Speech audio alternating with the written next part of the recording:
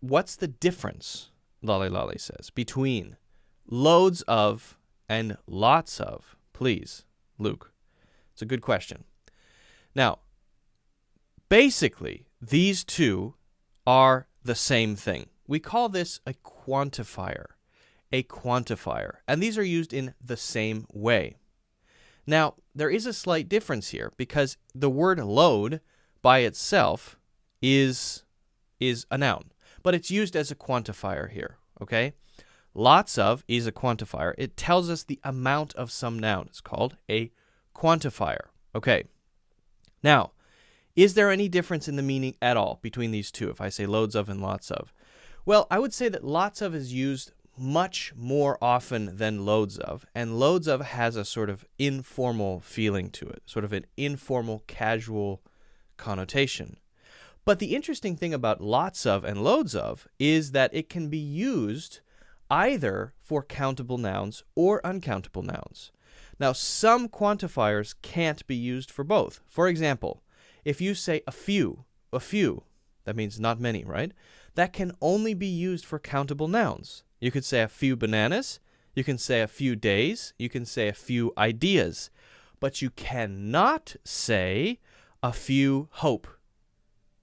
What does that mean, a few hope? What does that mean? So if you're using hope in the uncountable form, then you cannot use a few because a few is only used for countable nouns. A few is used for countable nouns. I almost said uncountable. All right.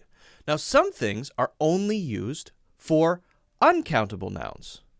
Okay? Uncountable nouns, like hope, for example. We would say maybe a bit of. For a bit of, that's an uncountable thing. We would say a bit of hope, but we wouldn't say a bit of cups, because cups is a countable thing, right?